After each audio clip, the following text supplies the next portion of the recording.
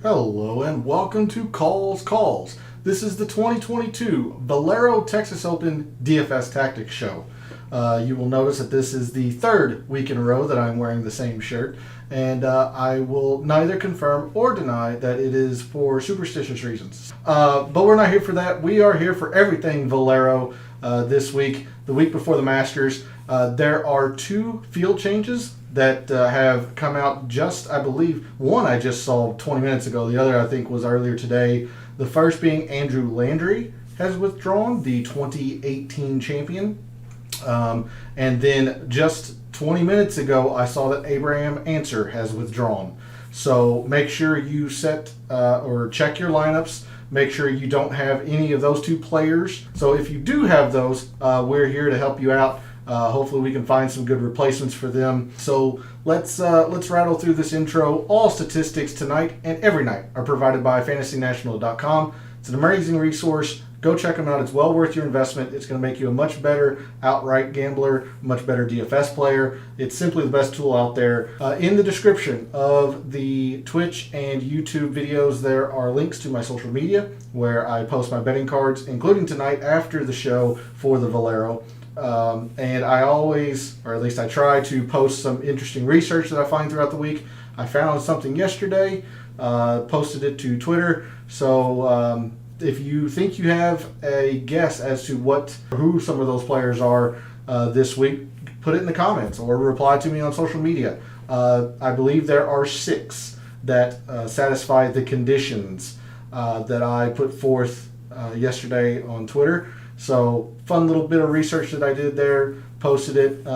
I fully admit that I need to get better at limiting characters so I can say that there are 6 players that qualify and all that stuff, but I get a little verbose. So check me out on social media, and also in the descriptions of the videos there is an email to reach out to me if you want to be a part of bonus content, things such as bonus videos, my tournament fact sheet, which lists my favorite DFS, pivots and fades, my best wagers and all that. So if you want to be a part of that content, reach out to the email in the description of the videos as well. And then finally, we are live. Chat is open. I want the interaction. Do you have any outright wagers? Did you have any lineups with Abraham Answer or Andrew Landry? Are you needing to correct those or find a replacement? Who are you trying to avoid this week? Are there any narratives that you think are going to play at TBC San Antonio? And as always, if you want to talk a little bit of trash going into the Final Four this weekend, we're here for that too. So without any further delay, let's figure out our strategies and our lineups for the 2022 Valero. And we come over here to the mixed condition model that I made for this tournament. And there are 2 things that will pop out pretty darn quickly. One is that I ended up not putting any wind into the model. And we'll take a look at Wind Finder before we go to Microsoft Excel. But the wind has been fairly consistent, and mostly it's Friday that the wind is picking up. So I wasn't comfortable putting any wind indicators for one day. Let me make sure I have chat up and going. And the other thing you will notice is that I don't have any putting in the final mixed condition model. The reason being, part of that research that I did yesterday and posted it on Twitter, the winners of the Valero since 2015, while they had good putting weeks that week, they didn't necessarily have the best form coming in. For example, 2019, Corey Connors, not a very good putter, had a good week on the greens the year he won, but historically is not a very good putter. And then Kevin Chappell in 2017 came in. I think he had lost a tournament. There was a tournament either the week before or 2 weeks before. He had lost 8 strokes on the green. So putting. A hot putter coming in is not mandatory to winning this tournament. So that's why I didn't have any putting statistics in the final mixed condition model. So with those caveats out of the way, this is what I ended up with. We talked all along that the one thing that I was very confident about this week, course-wise, is that it was going to be long. It's going to be over 7,400 yards. If it's not, it's going to be damn close to it, high 7,300s. So I put a full 10% in long course. And we also talked all week about how off the tee and approach were so very important. This is a ball strikers course. You just have to hit your irons. You have to hit your driver well. Fairways are not easy to hit. Distance necessarily isn't the biggest factor. I know a lot of people in the industry seem to think so, but at least what I saw in Fantasy National, distance was not mandatory. It was not required. But I did want to see players who had been performing well off the tee, put that at 15%, full 20% in strokes gained approach, just a whole lot of ball striking. We talked about birdies and bogeys quite a bit, especially Monday in the Data Dive show. I ended up using both. I put 10% in birdies and 5% in bogeys, both of them using the long course filter. That's just how I felt that it would be most apropos, since the course we know is going to be long. P, how you doing? Welcome back as always. Appreciate you jumping in chat. I don't know if you saw the intro. There are two players that have withdrawn. Abraham Answer being the bigger name of the two. So if you have any lineups that you have put together with him, you need to go check and redo those. I just saw that about 20 minutes ago. And then the other one is Andrew Landry. But hopefully you're having a good Wednesday evening. You can see that I am in full non-superstitious form for the third straight week. But I went 10% birdies, 5% bogeys, and put both of them on long course as well as greens. I put 10% in greens and regulation, again adding to the belief of the fact that this is going to be a ball strikers course. So a full-on 45% in things that are pure ball striking, greens, approach, off the tee. And then finally, the rest of the condition model, and this is one of the scenarios that I will lose to, and I've chosen to lose to. I went ahead and just put an overall in strokes gained par 3s, par 4s, and par 5s. And we talked about how if there were links, it was 175 to 200 for the par 3s, 450 to 500 the par 4s, 550 to 600. If any of those links turn out to be the most important by a significant margin, I'm going to lose. I did put 15 full percent in par 4s, even though by Fantasy National's course breakdown graph, it was the least important in terms of the value it gained as you rose up the leaderboard.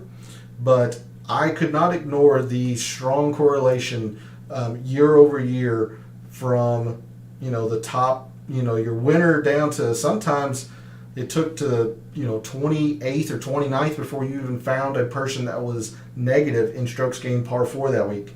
I just felt that the graph didn't match what I was seeing in terms of the specific data, so I went full 15% in par 4s, 10% in par 5s, 5% in par 3s. And again, if these percentages are off a little bit, I'll lose to that as well. But mainly, I'm going to lose, at least data model wise, if any of the specific links are a major factor above others in their category. Say par 4s 450 to 500. If they're astronomically more important than the 350 to 400, 400, 450, etc., then I'll lose. And that's one of the about 2 or 3 conditions that I'll lose to. And sometimes you're not able to cover every single base.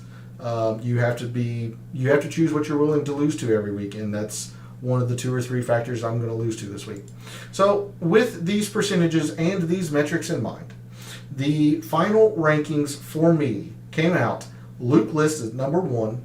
Hideki, Rory, Chris Kirk, and Johnny Vegas were my top 5. Keegan Bradley, Corey Connors, Gary Woodland, Russell Knox, and Mito Pereira round out my top 10. probably not a whole lot of surprise here. Johnny Vegas coming off a tie for fourth at Corrales, played extremely well, didn't putt well Sunday or else he would have probably won. Chris Kirk, amazing form here at Valero. He's been playing some great golf. I mean, number 7 in the field on long courses, gets the birdies quite a bit on long courses. I mean, all of these stats are great except for the bogeys avoided on long courses. So, but you can see why he's up there at fourth. Rory, no explanation needed. Luke List, I mean, yes, the match play was not very good for him, but he has traditionally not played that event well. But you can't ignore the year he's had, the win at the Farmers. I mean, he's number 2 in the field in approach, number 2 in off the tee, the par 4s, the par 5s. Really the only thing he's struggled at is the par 3s.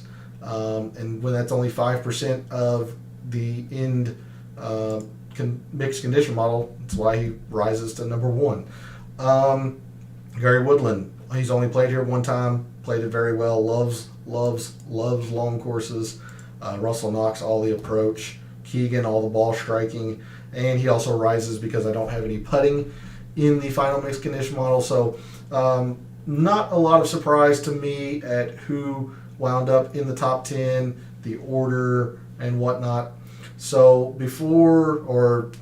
not to go too much into my rankings, let's just go ahead, go straight into the price board. In the 10Ks, let me bring up the projected ownerships per Fantasy National. In the 10Ks, you have Rory, Hideki, Jordan Spieth, and Bryson DeChambeau. Remember, Abraham Ancer has withdrawn, so there are 4 in the 10Ks.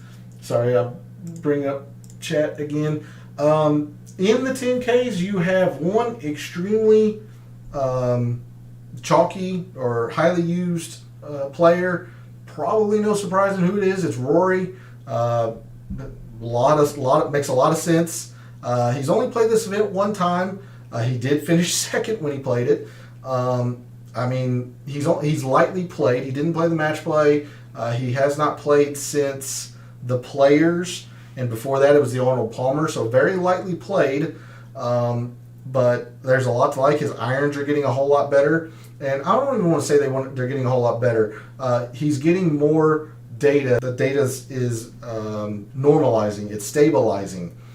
We talked about this 2 or 3 weeks ago that he only had 8 rounds to go off of. So the more data you get, the more it becomes stable. So he's starting to truly get an accurate feel for where his irons are. Rory going to win easily, you think? It's a legitimate thought process. I think he is the betting favorite for obvious reasons. I would have made him the betting favorite. There's somebody I want to highlight later on in the price board that I think has a very, very good chance, but it's not a terrible thing. And to be fair, you're not even going that much on a limb, maybe by the easily part. But Rory's the favorite for a reason. He's playing well. Yeah. So he's the most projected owned player at he's the most projected owned player in the 10Ks, 17.5%. He is the second most projected owned player in the field. Which, by the way, welcome back. Hope your Wednesday is going well.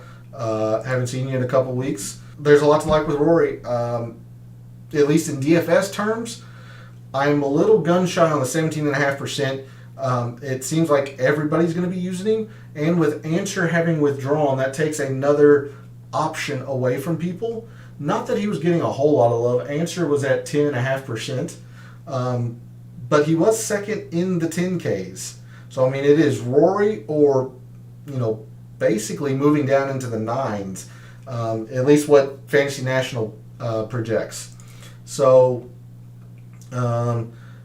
Let's see. We'll talk about Hideki here in a little bit. Jordan Spieth, your defending champion, plays this event pretty darn well. He's starting to round into a bit of form. DeChambeau, I'm still not there with him. Normally that's Hideki's back's acting up. That is what I've been referring to, shot. So for those who are either not in chat, not able to see chat, I'll come back and hit it really big.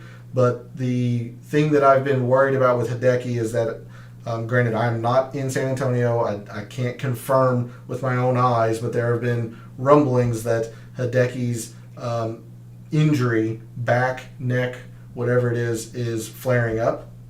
And I will give my take on that here in a bit. So again, Rory Spieth,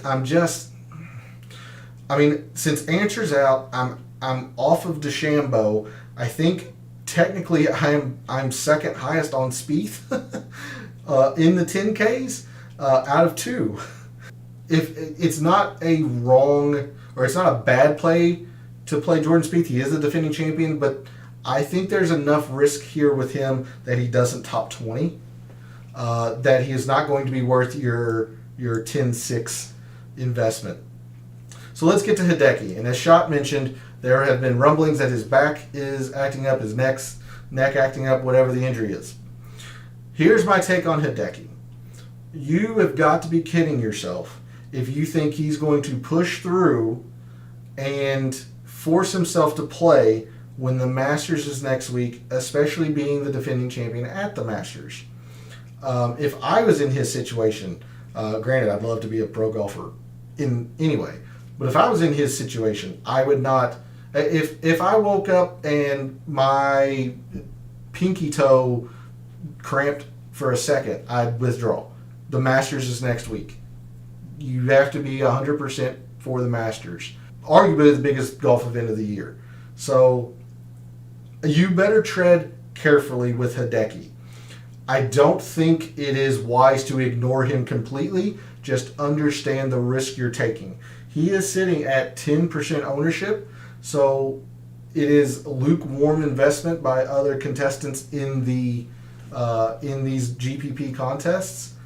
I am certainly going to use him a little bit, but nowhere near the amount that I would use him normally, him being at 10% and Rory at 17%. There's a reason that he's at 10%.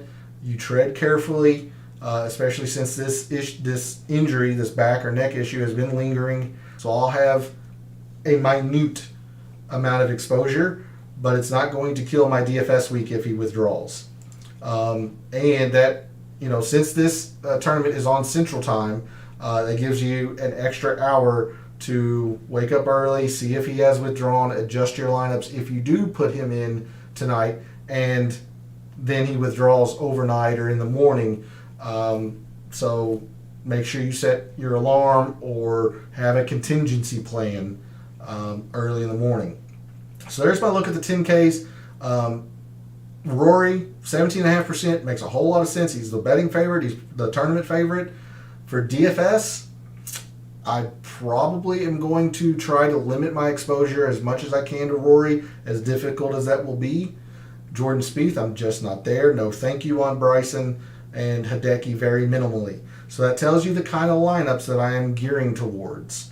But there's my look at the 10Ks. Let's move to the 9s. You've got Corey Connors, Siwoo, Maverick McNeely, Chris Kirk, Gary Woodland, Keegan, Tony Finau, and Jason Day. You can see everybody is started except for Jason Day. Again, that's just because they're in the top half of my rankings. In the 9Ks, you have the first, third, and fourth most projected owned players. The first being Corey Connors, former champion here, like I mentioned in the review of the mixed condition model. A hot putter coming into this week is not mandatory. He won.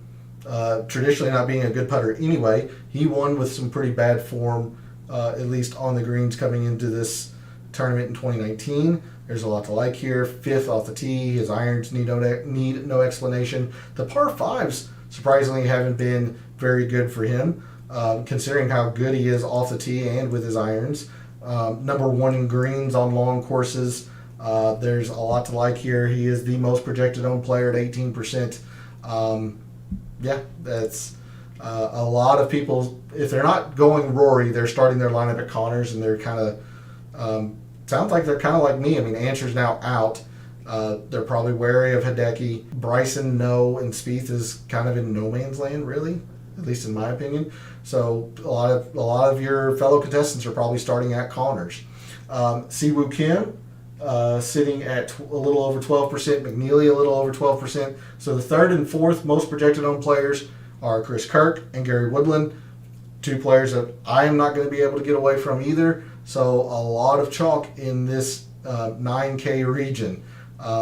Gary Woodland, again, loves long courses. His irons are getting a whole lot better. He avoids his bogeys. He hits the greens. He gets his... I mean, there's a lot to like here with Gary Woodland. Same with Chris Kirk. I highlighted him in the review of my top 10. Loves long courses. Gets birdies and bunches on them.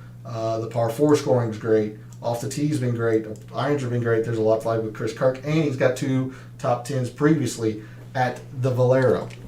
So a lot to like there. Elsewhere in the in the 9Ks, there is one pure pivot. It is the one that I don't have starred. It seems like everybody is away from him. It's Jason Day. This does not seem like a Jason Day course, especially considering how much he has struggled with the irons and off the tee. Par 4 scoring has been excellent, but not a lot else has been. So I'm just off of Day. Everybody else is off of Day. He's sitting at 2.5%. But everybody else in here is getting use. Corey Connors a lot, Gary Woodland a lot, Chris Kirk a lot. But everybody else is above 10% at least in here. So this area of the price board is not getting ignored by any means. I like Keegan this week, especially since putting is not a mandatory skill or necessity coming into the tournament. Darnell, I hope your Wednesday is going well. Thanks for checking in. If you haven't seen, or if you're just catching the show now, 2 withdrawals, the biggest being Abraham Answer. He withdrew about 20 minutes before I went live. And Andrew Landry has withdrawn. So if you have submitted any lineups with those 2 players, you need to check those and make your adjustments. As well as there are rumblings that Hideki's back neck issue is still lingering, so have some contingency plans with Hideki if you plan to use him. But again, to the 9Ks, there's a lot. I like Keegan. The ball striking, 4th off the tee, 10th in approach. The par 4 scoring is excellent. He likes long courses, and when putter is not a big factor or a big issue coming into a tournament, that is Keegan's weakness. And mitigating it in a mixed condition model. Now, yes, he's still gonna have to make his putts, but there's enough to like here with Keegan. I like. He's sitting at 13%, 4% less than Gary Woodland and Chris Kirk. I like Keegan just fine this week. So take a look at Keegan Bradley. Tony Finau's at 10%. In theory, this would be a good Tony Finau course. Excellent ball striker, 12th in approach, 27th and off the tee. He does not take advantage of the par 4s at all. If you're an amazing ball striker, kind of like Corey Connors, you would want the par 5s to be a little higher than this. Corey Connors is really bad at the par 5s. Finau's good at them, but you would want them to be a whole lot better considering his issues with the putter. The around the green game can get very volatile. I'm a little wary. So, but he is at 10%. So that is a technical pivot off of Kirk and Woodland, but I'd much prefer Keegan in terms of pivot off of those 2. So there's a look at the 9Ks. Again, Jason Day is the pure pivot of this whole entire area. He's only at 2.5%, 3%. A lot of use of Connors, a lot of use of Kirk, and a lot of use of Woodland. In the 8Ks, you have Adam Hadwin, Kevin Streelman, Johnny Vegas, Luke List, Davis Riley, Russell Knox, Charlie Hoffman, Mito Pereira, Ryan Palmer, and Pat Gazire. So, I mentioned that there was somebody that I really liked lower on in the price board for a win this week. Rory is by far the favorite, should be the favorite. But in the 8Ks here, I really like Johnny Vegas. I was high on him last week, at the Corrales, and he didn't disappoint. I mean, he didn't win, but it was a tie for fourth. I would say a poor putting Sunday was his downfall. Yes, we don't get those stats from Fantasy National because there's no shot link at the Corrales. This was just, my observation watching the tournament. He did not putt it great, especially on the back nine at the Corrales, but everything else, he was really, really darn good. His irons have been good. Off the tee is great. It's Johnny Vegas's game. Number 2 in par 5s, number 6 on long courses. There's a lot to like with Johnny Vegas. I really like his chances this week. Is he the favorite over Rory? No, and he shouldn't be.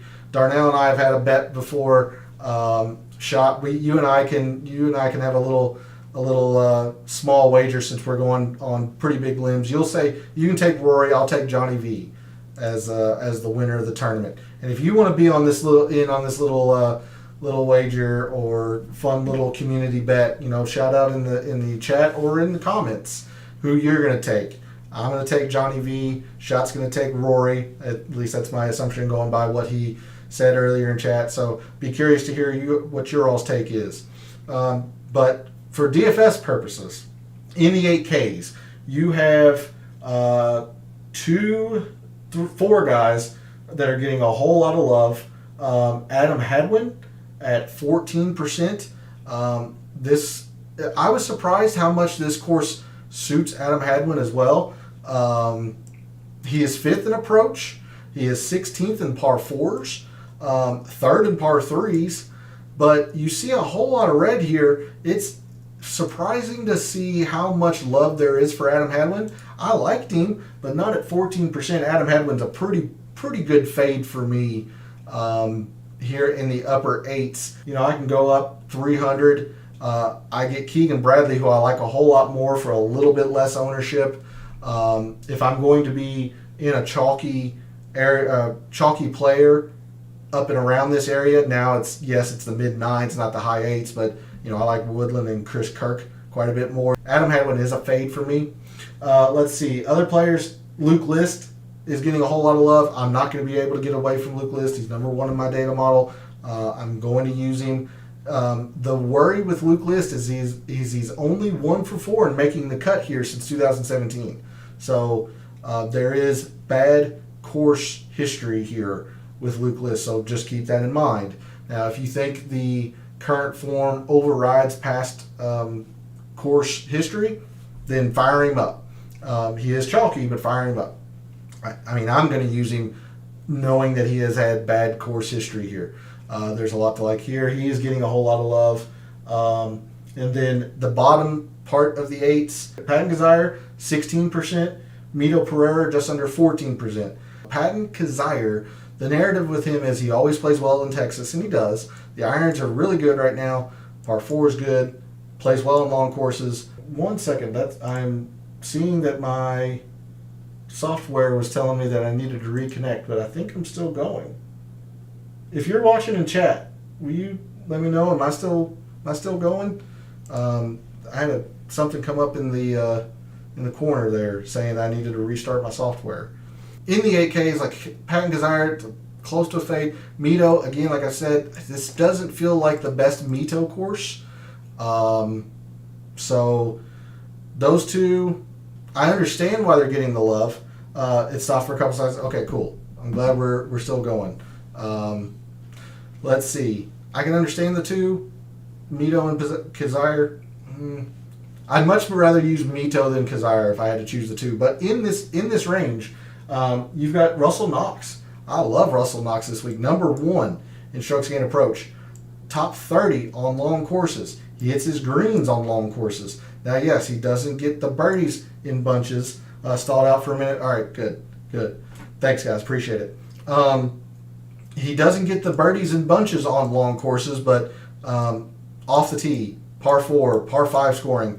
And if the wind picks up, I don't think, at least forecast-wise, it doesn't look like it's going to. But if the wind does pick up, Russell Knox is good in the wind. I like Russell Knox a lot. He's sitting at 8.5%. fire me up some Russell Knox. If you're wanting to get off the Kazire chalk, the Mito chalk, he's sitting 200 above Mito. He's sitting 200 below Luke List. If Luke List's prior course history scares you, Russell Knox is a great fit this week, I think, for the Valero. Johnny Vegas, I mentioned earlier, he is not quite chalky, but he's getting close to it. He's at 13.5%. I love Johnny Vegas. Kevin Streelman is somebody else to think about too. The irons have been dicey, but he is very good. He's been very good off the tee. He plays long courses very well. You don't think of Kevin Streelman being a long course, I don't want to say specialist, but he plays long courses. He plays difficult courses well. Take a look at Kevin Streelman this week as well. Well, he is sitting at 12.5%, but it's still less than the Adam Hadwin chalk, still less than the Luke List chalk. So there's my take on the 8Ks. I love Johnny Vegas, love Russell Knox. By DFS terms, I love Russell Knox. I've got an outright on Vegas. I'm going to use Luke List. He's chalky. I'm going to use him. He's number one in the data model. He's been playing fantastic golf, match play notwithstanding. I'm fading Hadwin almost completely. Kazire's a pretty good fade. I don't want to use Mito a lot due to his ownership. Ryan Palmer kind of scares me a little bit. I mean, yes, he's top 20 in my rankings. He has not been playing the greatest lately, and he for being a Texas native, has not played this event very well in the past. I believe he's 2 for 4 in the past 4 years with an average finish around 60th. So it's not great. And then the one person I'm going to talk about in this range that we haven't is Charlie Hoffman. Absolutely loves this course. I mean, I'm going to show you this real quick. You bet Vegas and Kazire top 10? Yeah. I mean, I like the chances on both of those. I really like the Vegas. I can see Kazire top 10 easily. Absolutely. Easily. In DFS terms, it's a pretty big fade for me just because of the ownership. But I want to show you the performance of Charlie Hoffman at the Valero. He won in 2016, and granted, I don't go back this far, just for the reasons I've said many times in shows previous. He's got 2 runner-ups in his past 2 times here. He's always made the cut. I mean, this guy is Mr. Valero Texas Open. He is TPC San Antonio. With that said, his form coming into this is god awful. Yes, I am. I am fading Hadwin. Too much ownership and enough concern around I'll get back to it. Let me finish my thought on Hoffman. I'll get back to you on Hadwin. But coming back to Hoffman, I mean, there is a sea of red here. He's not played well. He's had his own injury issues early on in this season. This is a good test of current form versus prior course history, like Luke List. Luke List is great form, bad course history. Hoffman's the inverse. Hoffman has great course history, and terrible form coming in. If you're a big believer in course fit of prior course performance, you play Charlie Hoffman at the Valero. But he has got a whole lot of reason not to, and I'm not going to use him. So I mentioned at the top of this, there are a few things that I was willing to lose to. I'm willing to lose if any of the specific ranges in the par 3s, 4s, and 5s matter the most. Because, I just put strokes gained par 3, par 4, par 5. I didn't separate any length. I'm going to lose if Charlie Hoffman plays well. I'm completely fading him because of the current form. If he plays well, I lose. Hadwin is on fire. He changed his game. We can make a bet on it. Hadwin's been playing great. His irons are fantastic. He's great at the par 3s and the par 4s. He does not play long courses well at all. At all. And that is where a lot of my concern with Adam Hadwin lies. I'm not denying the fact he has played fantastic lately. But you look at these events, Pebble, short, Phoenix, short, or shorter, it's in the low 7,200s. Genesis, I don't think, is very, very long. The Players is short. Valspar, I believe is probably middling, to be fair. I think it's 7,300. But look at the long courses. Farmers, he missed. The Bermuda is fairly long. Missed there. Sanderson Farms. Now, yes, we're going way back into the fall. But these long courses, he has not played them well. That is my issue with Adam Hadwin. And I've put so much weight into long courses this week that is the reason why I'm off Hadwin. And like you said, he is at, I'm seeing a little bit over 14% owned. That's too much ownership for me. That's why he's a fade. I don't know if I'd be willing to say he's going to miss the cut. But you know what? If you think he's going to make the cut, that's the bet I'll make with you, Darnell. I'll say he misses the cut. And then if you go with making the cut, we'll see if we even out or if I go 2-0. But if you all want to jump in and be in the community bet, looks like Shot and I have Vegas versus Rory this week. Now Darnell and I have a Adam Hadwin make the cut versus not. So jump in the comments, jump in and chat. I want to hear from you all. Let's see. I think that'll pretty much cover it for the 8Ks. We're already at 40 minutes, and I've still got to make lineups and go through 7s and 6s. So I'm going to try to rattle through this here fairly quickly. High 7s. Bobby Mack, Rasmus Højgaard, Tagala, Kuchar, Ricky Fowler, Ian Poulter, Doug Gim, Brendan Steele, K.H. Lee, Martin Laird, Lonto Griffin, and Denny McCarthy. In the high 7s, this is where you're starting to see your fellow contestants really ignore places in the price board. This is starting to be one of them. You're getting use on 3 players in the high 7s. None of them are extremely chalky. Sahith Tagala sits at just under 12%. I like Tagala this week. This seems like a very good fit for him. Brendan Steele is at 9.5%. A lot of that being predicated probably on this off the tee game. I don't think people realize how good he has been off the tee lately. And he excels at the Valero. He has been very good at the Valero in the past. And then the third in the high 7s that's getting a lot of love is Party Marty.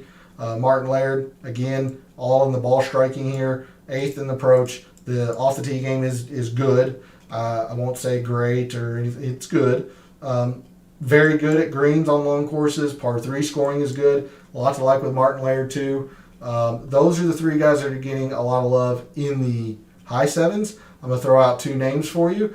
I like Doug Gim quite a bit. To P's mention on Sunday, I went back and looked P with this tournament not needing prior putting, not needing a hot putter coming in. There's a lot to like with Doug Gim. 13th in irons. Par 5 scoring is great, and on TPC San Antonio, you have to make your hay on the par 5s, or your only good birdie chances. There's a lot to like with Doug Gim, and he is following in the pattern of Andrew Landry in the sense that Andrew Landry had only played the Valero once when he won the next year. So the year prior, Andrew Landry, I think, finished tied for 51st. He made the cut, but that was his only appearance. Doug Gim has played it once. Last year, he tied for 44th. Not saying Doug Gim's going to win, but I think Doug Gim's going to be a pretty good play, especially in DFS. The other name I want to highlight for you is Bobby Mack. I think this is a great course fit for Bobby Mack. Plays long courses extremely well. Par 4 and par 3 scoring is great, so he'll be able to withstand those holes, because those are the toughest holes here at San Antonio. I would like to see the par 5 scoring be better. It is what it is, but the irons are good. I think he's a better off the tee player than this number is indicating.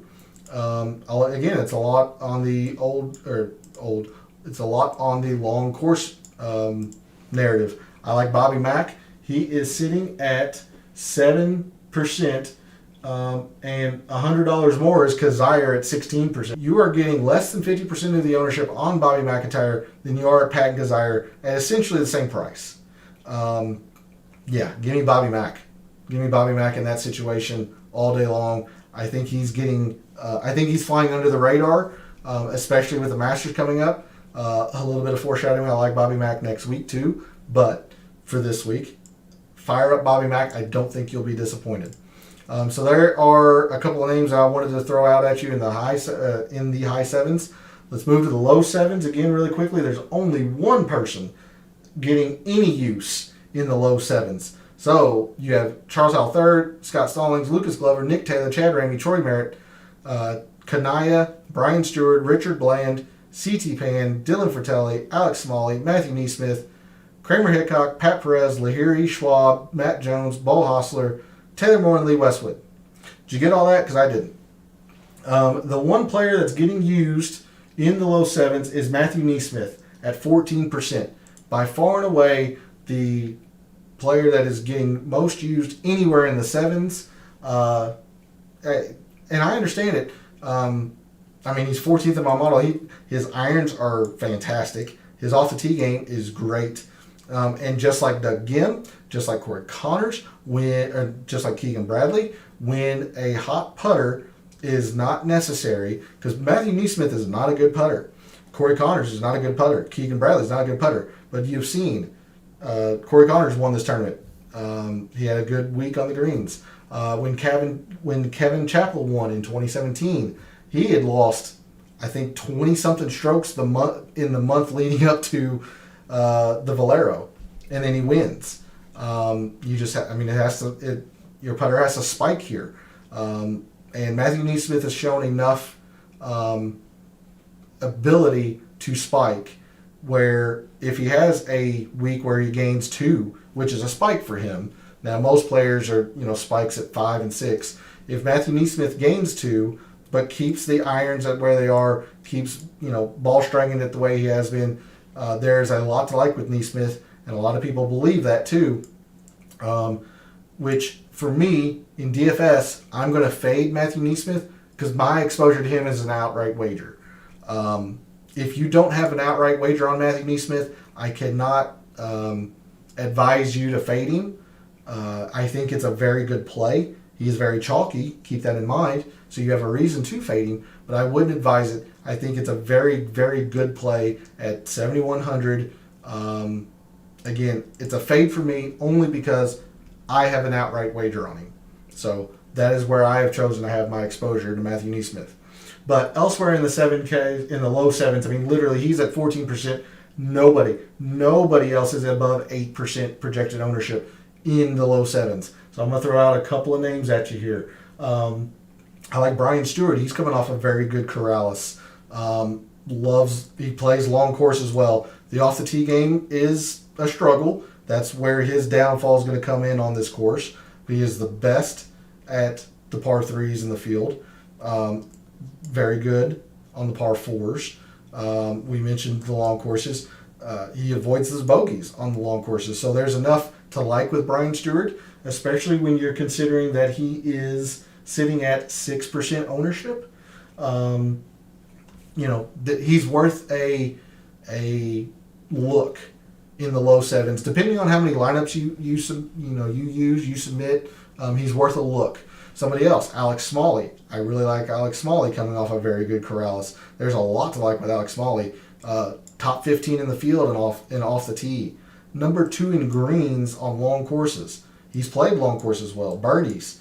Now the irons have been suspect, but he is, when he finishes second at the Corrales, I have to imagine that it is a positive here in the approach. I can't guarantee it. I can't say that it is, but he gained 12 strokes total. I'm sure there was a little bit of putting here. He is very good off the tee, which is another reason why I like him this week at the Valero, but I have to believe there was at least a positive amount here in the strokes gained approach. So the irons at least have played well recently. So that's why I like Alex Smalley. And if the wind picks up, he's very good in the wind. So there's a lot to like with Alex Smalley. Those are 2 names that I really wanted to throw out at you. Honorable mention to Matthias Schwab. I like Schwab a little bit too. But Neesmith is the overwhelming chalk in this region for good reason. Let's see. Let's hit the sixes here very quickly. You've got 2 players that are getting a lot of use in the 6Ks. Austin Smotherman's at 6,800. He was my number one player last week at the Corrales. He bombed out, did not play well. This still sets up to be a very good tournament for Austin Smotherman, so I still think he's going to be very good this week. Clearly not number one in my data model, but I'm back on the Austin Smotherman train. I think last week was a blip. Number 7 in irons, top 30 and off the tee, top 20 in or on par fives. So there's a lot to like with Austin Smotherman. He's sitting at 9.5%, and JJ Spawn is at 8.5%. I use JJ Spawn way too much. If you are a person that receives my weekly tournament fact sheet, you know how much I tell you that I'm using JJ Spawn and you shouldn't. But this week I really do think he'll play. This suits up pretty well for him. He's played well here at the Valero. Number 2 in birdies on long courses. Generally plays long courses pretty well. The par 5s are there. Off the tee and the irons are there. He's getting some love at 8.5%. Literally everybody else in the 6s is at 7% or below. So let me throw out a couple of names for you here. At 6,900, I like Nate Lashley. Again, all of that predicated on the long course narrative. He is pretty good at the par 4s. Now, the off the tee and approach. But again, when you're coming down to the 6Ks, you're going to have to accept some flaws. I'm willing to take a chance on Lashley for the long course narrative. Let's see. I seemingly talk about Aaron Rai a lot. That he suits. The numbers say it should suit well for him. Aaron Rai has backstabbed me a bunch in the past, so I'm quite gun shy, but the numbers say he should be good. The one name I'm going to throw out at you, and the last time I went this far down, we'll see it in the wrap up or the yearly review. I want you to take a look at Aaron Baddeley at the literal minimum. Okay, he's top 35 in irons. The off the tee is bad. The bogeys are okay. The birdies on long courses are okay. This is why I'm really high on Aaron Baddeley. He has played this event amazingly well.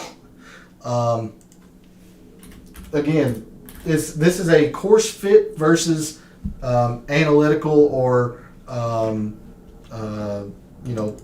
current form. He's never missed the cut at the Valero. Never has. You can never say never, and now that I've picked him, he's going to miss the cut. He's going to finish last, or he might even withdraw.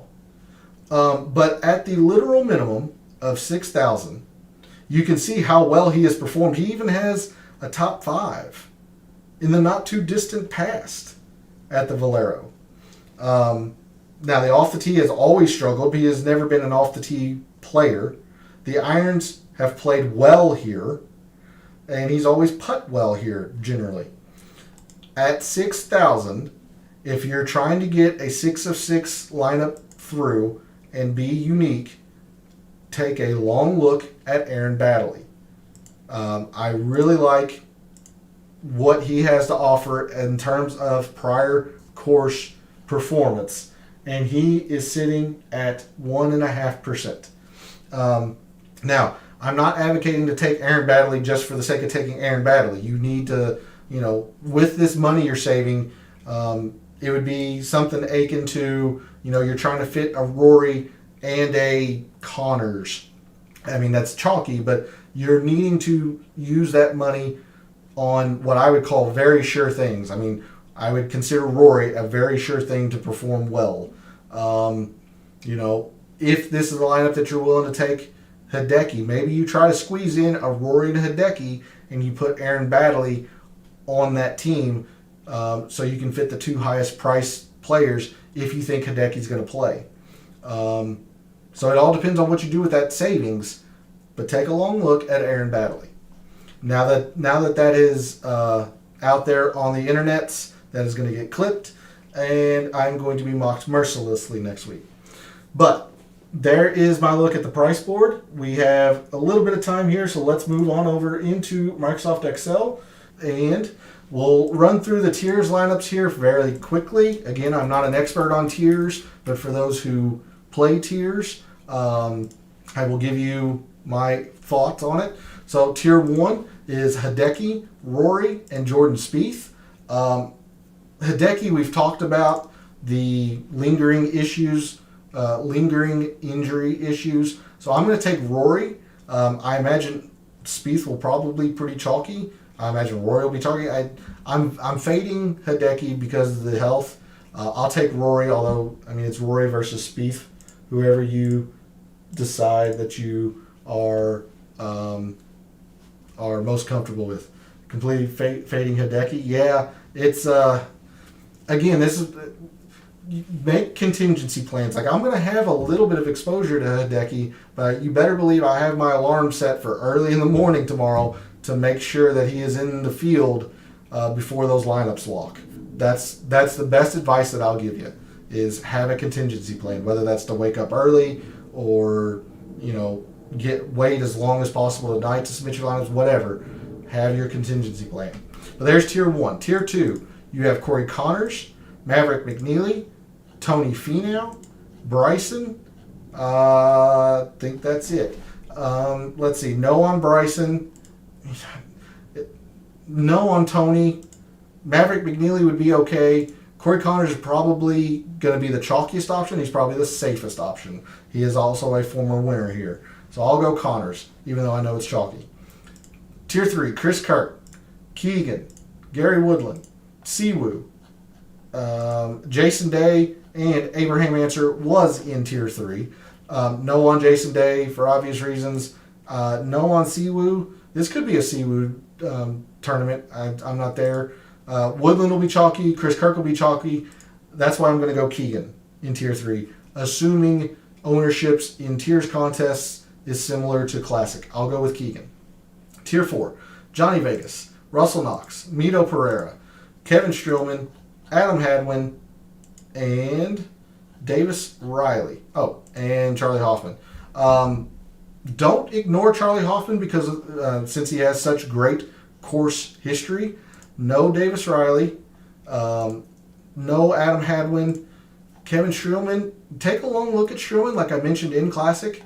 But for me, it comes down to Vegas versus Knox. I'm going to go Vegas. I think Knox is also an excellent pick. If you want to go with course performance or prior course performance, go Charlie Hoffman. Tier 5, Luke List, Bobby McIntyre, Ryan Palmer, Sahith Theegala, Patton Kizzire, Rasmus Højgaard, Matt Kuchar. No on Kuchar, no on Højgaard. Kizzire, probably a safe pick. Theegala I like quite a bit. I imagine Luke List will be pretty chalky. He is number 1 in my data model. But honestly, I think I'm going to go Bobby Mack in Tier 5. For one, the uniqueness factor. And Luke List has had his struggles here at TPC San Antonio. So I'll go with Bobby McIntyre, a lot of that being predicated on trying to be unique. Tier 6, Charles Howell III, Martin Laird, Brendan Steele, Ricky, Scott Stallings, Lucas Glover, KH Lee. Yeah, so no on KH, no on Lucas Glover. Scott Stallings, not in love with it. Ricky, I'll come back to. Brendan Steele, good course history. Party Marty, very good choice. I'm a little worried about Charles Howell III for the same reasons of Adam Hadwin. Yes, he ranks out pretty well in my model. He doesn't play long courses well, so I'm a little wary on Charles Howell. I might take Ricky because of the prior course performance. He does have 2 top 20s previously here at the Valero. I would not be comfortable doing it.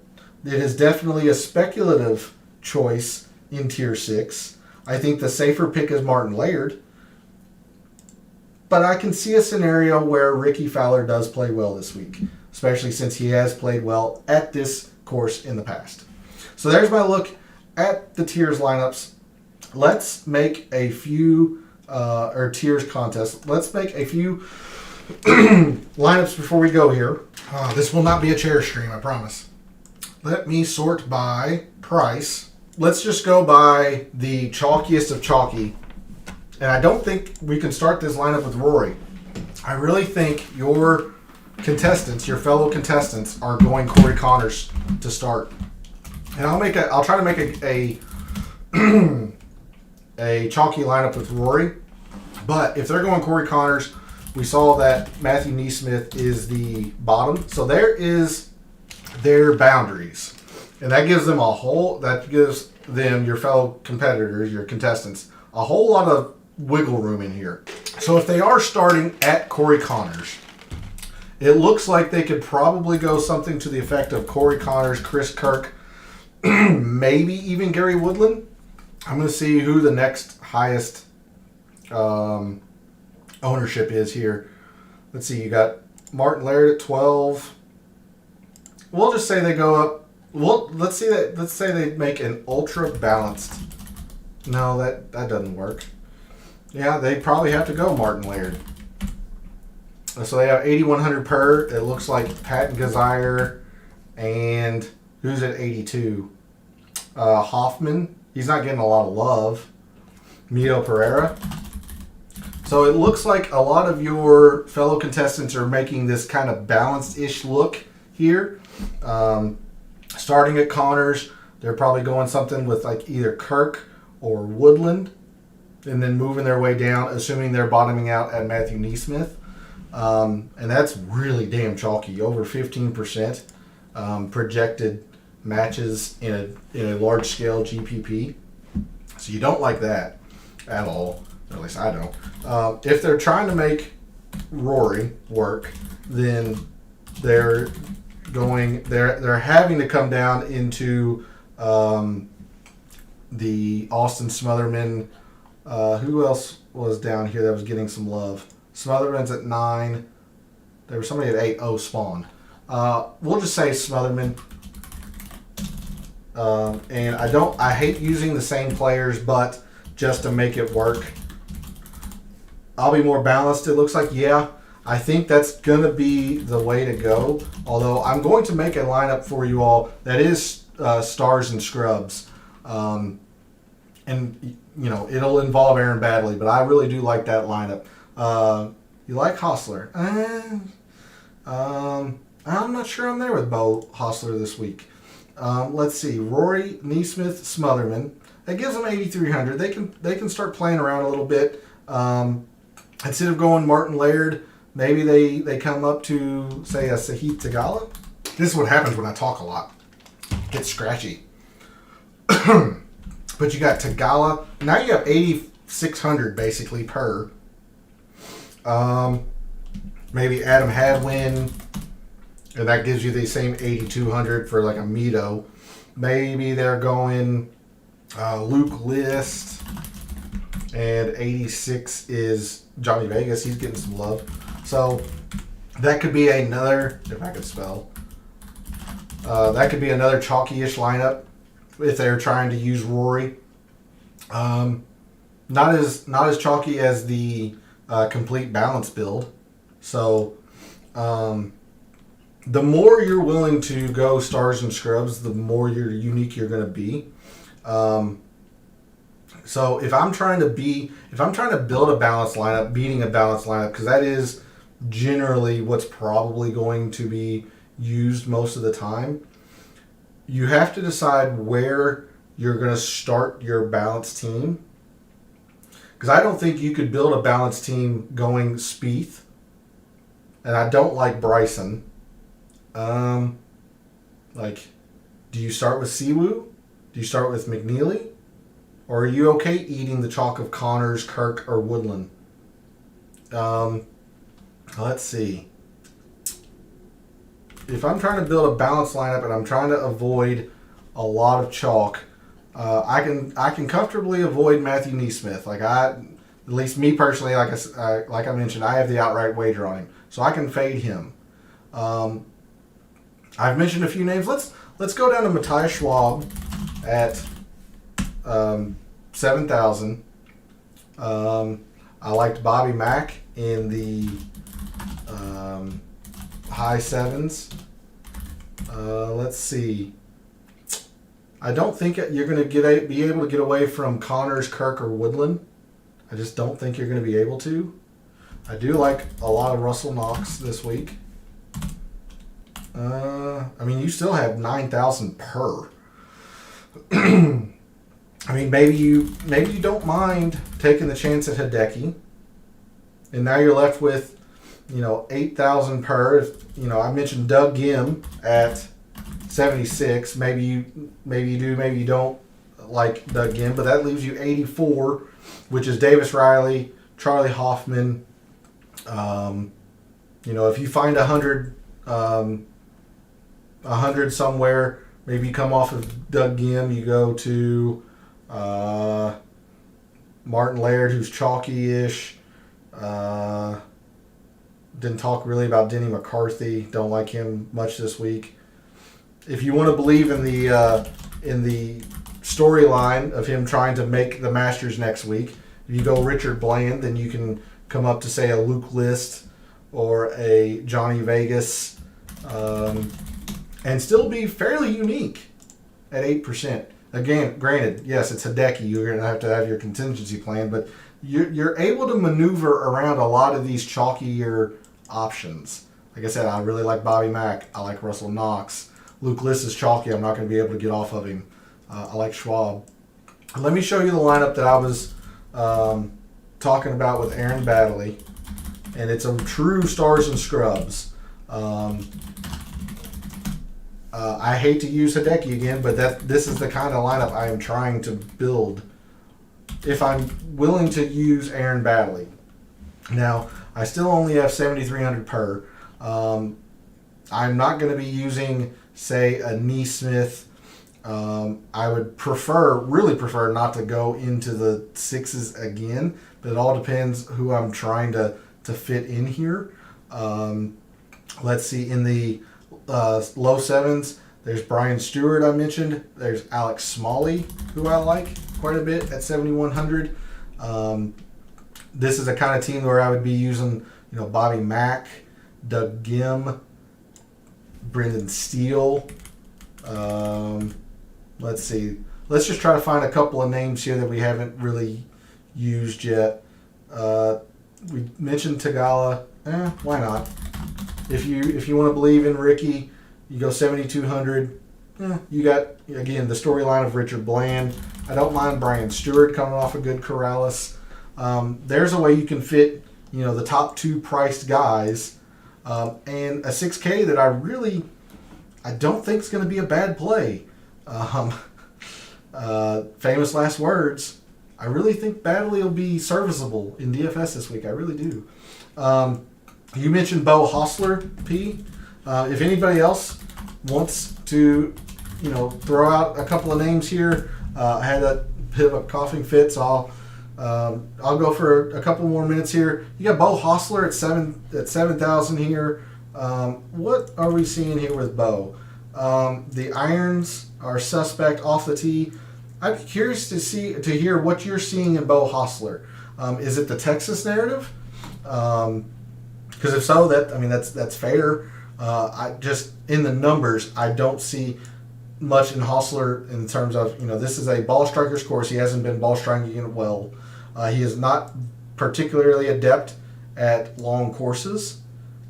He does avoid the bogeys on long courses, but that's about it. What are you seeing in Hostler? Lahiri at the bottom of the 7Ks. He does not rate out well in my model, but you hit my long shot of the week, who I'm going to be putting on the betting card. I have a wager on Honorbon Lahiri shot, so you and I are on the same wavelength. His irons have not been good, but he is good off the tee. He has not particularly played long courses well, but he fits the pattern of the past 6 winners at the Valero. So if you're not sure of what those what that pattern is, make sure you go find me on Twitter. There's a distinct pattern of players who have won at the Valero and what their stats are leading up to the Valero. I mentioned at the outset that there are 6 players that qualify in this tournament with those with that pattern. Lahiri is one of them. So you better believe I put an outright wager on him. So kind of like Matthew Neesmith, I'm going to fade Lahiri in DFS because I have an outright wager on Lahiri. But I do like your thought process there, Shot. I was on the same wavelength, just choosing to put an outright wager on him as opposed to using him in DFS. Because to me, it's a bit of an all or nothing proposition here. There's a real scenario where Lahiri just flat out does not play well. He does not play long courses well. Not particularly been good with the irons. This is a bit misleading, though. He was very good in his last measured event. So I like, you and I are thinking a lot alike there, Shot. I just chose to do it in an outright wager. But Bo Hostler, yeah, like I said, P, I'd be curious to hear what your thinking is on Bo Hostler, because I'm not there. I'm not seeing it. But I like the Cam Champ home course narrative. Yeah, Cam Champ never ever rates out well in my data model at all. He's always near the bottom. The fact that he is in the top half of my rankings signifies that I should probably take notice of him. He's kind of like Brooks in that regard for me. Brooks, for whatever reason, never rates well in my mixed condition models. I don't know why. He just never does. And yet, Brooks is, clearly one of the world-class players. So anytime he rises in my rankings, I take extra notice. I probably should with Cameron Champ. The off the tee game, obviously, always very strong. Takes advantage of par fives very, very, very well. He plays. See, this is where the anomaly as a data analyst looking at numbers. This is where it's baffling to me because he's 74th on long courses total performance on long courses at 74th, but his birdies and his greens and his bogeys are all pretty darn good, at least acceptable to good. So why is this only 74th? So something in here is not adding up. Whether that is blow up holes, which aren't in this data model, or the putting, which yes, he's not a very good putter in general. Something's not adding up here. So you might be onto something there, Shot. You might be. He's certainly unique enough at 2%. It's interesting. I like that. So I think that's going to do it, guys. Again, I really do appreciate you logging on and watching, jumping in chat, having a little fun community wager system. Thanks for putting up with my scratchy voice and my coughing fit when I start to talking a lot. Let me know how the weekend goes, in comments or on social media. Keep me up to date how your lineups are doing. Did you use Aaron Baddeley? Did you avoid the Gary Woodland, Chris Kurt chalk? Did you, if Hideki withdraws, did you either not use him or were you able to switch him out in time? So keep me up to date throughout the weekend. Again, I appreciate all the support.